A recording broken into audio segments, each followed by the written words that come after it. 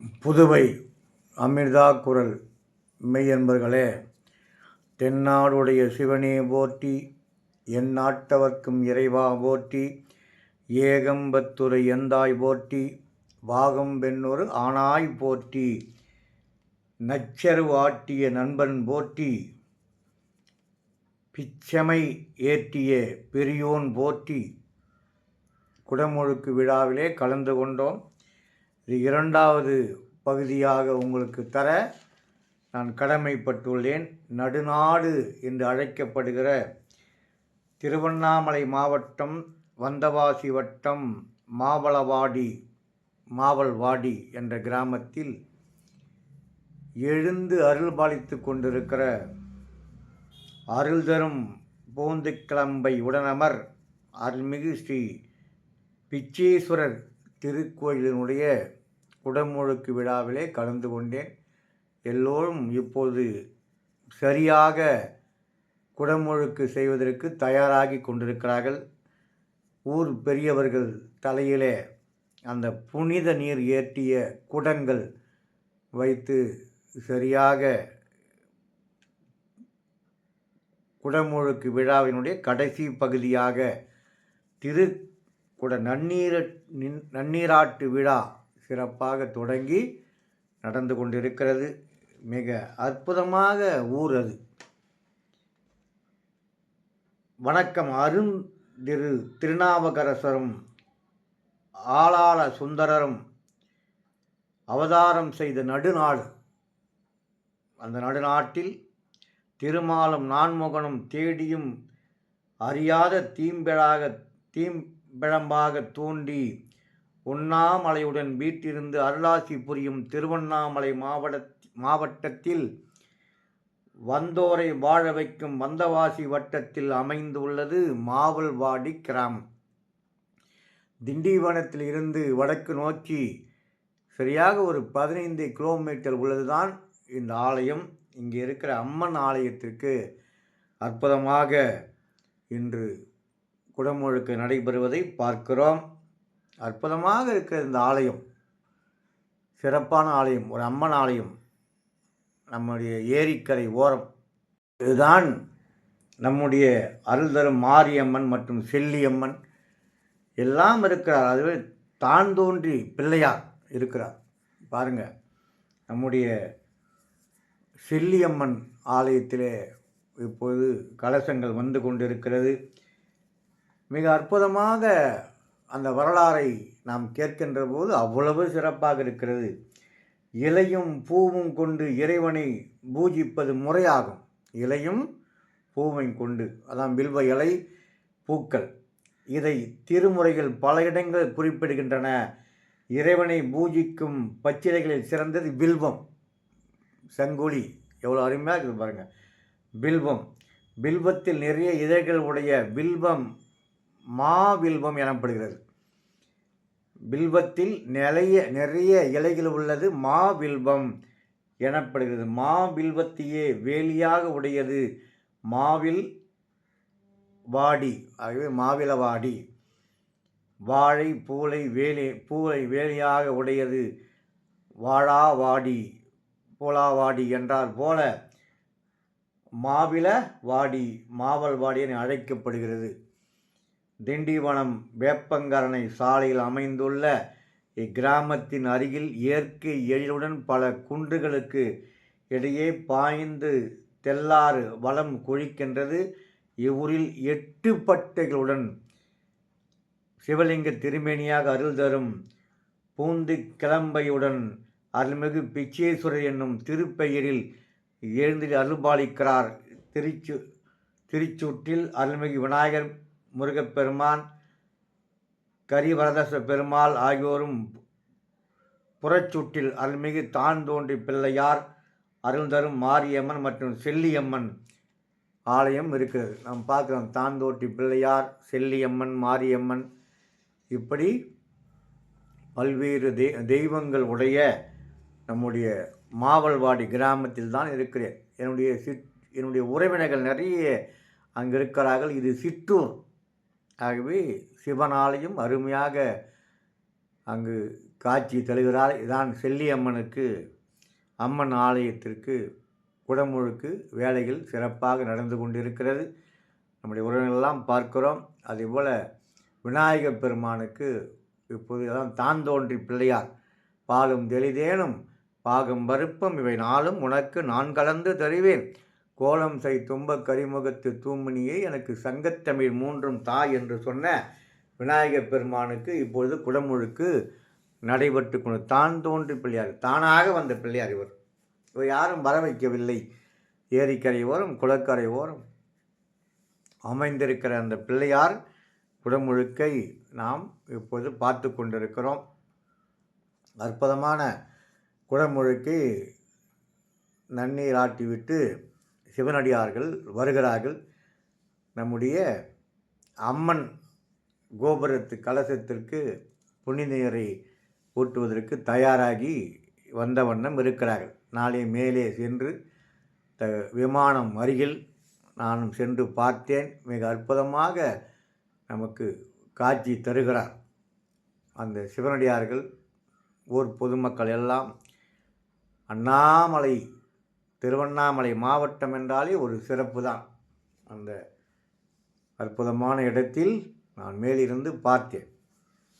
விநாயகர் கோயிலுக்கு குடமுழுக்கு நடைபெற்று எல்லோரும் அம்மன் ஆலயத்துக்கு நோக்கி வருகிற காட்சியை பார்க்கிறேன். தனம் தரும் கல்வி தரும் ஒரு நாளும் தளவறியா மனம் தரும் தெய்வ வடிவும் தரும் மனதில் வஞ்சமில்லா இனம் தரும் அன்பர் என்பவர்க்கே கனம் தரும் பூங்குழலால் அபிராமி கடைக்கண்களை என்று சொல்வதை போல எல்லோரும் இப்பொழுது அம்மன் ஆலயத்துக்கு வருகிறார்கள்.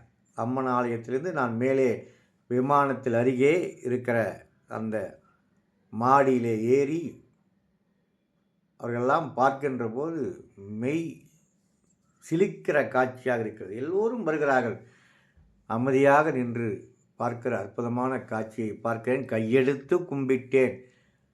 கோபுரச கலசத்தை இங்கிருந்து விநாயகர் குடமுழுக்கு நடைபெற்ற இடத்தில் கையெடுத்து கும்பிட்டேன். எவ்வளவு சிறப்பு! அந்த காட்சியெல்லாம் நாம் பார்க்கின்ற போது அவ்வளவு சிறப்பு. இப்பொழுது நம்முடைய அம்மன் விமான கலசத்திற்கு இப்பொழுது குடமுழுக்கு செய்ய இருக்கிறார்கள். எல்லோரும் வருகிறார்கள். இப்பொழுது வந்த வண்ணம் இருக்கிறார்கள். திருக்குடம் மேலே வந்துவிட்டது.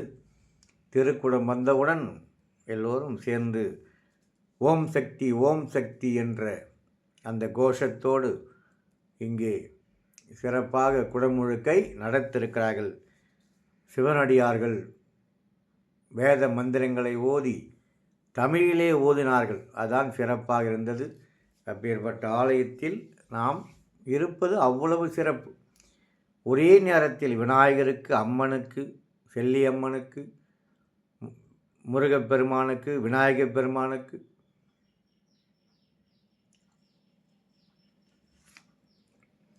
இப்படி பல்வேறு நிகழ்வை நாம் பார்க்கின்ற போது அவ்வளவு சிறப்பு. இப்பொழுது குடமுழுக்கு அம்மனுக்கு அம்மன் கலசத்தில் விமான கலசத்தில் இப்போது குடமுழுக்கு செய்ய இருக்கிறார்கள். அந்த புனித நீரை ஊற்றுகிற காட்சியை பார்க்கிறோம். எல்லோரும் பார்க்க வேண்டும். எல்லோரும் அந்த கலசத்தை மனதார் நினைக்க வேண்டும். அந்த கும்பத்தை புனித நீரை இப்போது அந்த கோபுரம் கலசத்துக்கு புனித நீரை ஊற்றுகிற காட்சியை பார்க்கிறோம். எல்லோரும் ஓம் சக்தி என்று சொல்லிக்கொண்டே இருக்கிறார்கள். அந்த ஓம் சக்தியை நாம் உணர வேண்டும். நம்முடைய திருவண்ணாமலை வந்தால் அர்த்தநாரீஸ்வரர் ஞாபகத்துக்கு வரும். சிவன் இல்லையேல் சக்தி இல்லை, சக்தி இல்லையேல் சிவன் இல்லை என்று சொல்கிற அளவுக்கு இந்த அம்மனுடைய ஆற்றல் நமக்கு பேர் ஆனந்தத்தை தருகிறது. அப்பேற்பட்ட அம்மன் கோயிலில் நடைபெறுகிற அந்த குடமுழுக்கு நிகழ்ச்சியை நானும் பார்த்தேன். எல்லோரும் பார்த்தார்கள். அவ்வளவு எல்லோரும் பார்த்து வியக்கக்கூடிய அளவுக்கு இப்பொழுது நாம் சிவன் ஆலயத்துக்கு வந்திருக்கிறோம். பிச்சேஸ்வரர் ஆலயத்தில் இருக்கிறோம். கைதர வல்ல கடவுள் போற்றி, ஆடக மதுரை அரசே போற்றி, கூடல் இலங்கு குருமணி போற்றி, தென்தெல்லை மண்டில் ஆடி போற்றி, இன்று எனக்கார் அமுதானாய் போற்றி, மூவா நான்மறை முதல்வா போற்றி, சேவார் வெல்கொடி சிவனே போற்றி என்று போற்றி போற்றி என்று மந்திரங்களை ஓதிக்கொண்டே இருக்கிறார்கள். மின்னார் உருவ விகிர்தா போற்றி, கல்நார் உரித்த கனியை போற்றி, காமாய் கனக குன்றே போற்றி, ஆகா எனக் குன்றே போற்றி, ஆகா என்றனக்கு அருளாய் போற்றி, படைப்பாய் காப்பாய் துடைப்பாய் போற்றி, இடரை கலையும் எந்தாய் போற்றி, ஈச போற்றி இறைவா போற்றி, தேச பளிங்கின் திரளே போற்றி, அரசே போற்றி அமுதே போற்றி, விரைசேர் சரண விகிர்தா போற்றி என்று எல்லோரும் சொல்லிக்கொண்டே இருக்கிறார்கள். இப்போது கலசங்கள் புறப்பட்டு தயாராகி வந்து கொண்டிருக்கிறான். தீர்த்த குளம், பெரிய தீர்த்த குளம், அதெல்லாம் பார்க்கிறோம். இப்போது கலசங்கள் வருகிறது, தயாரில் வந்து கொண்டிருக்கிறார்கள்.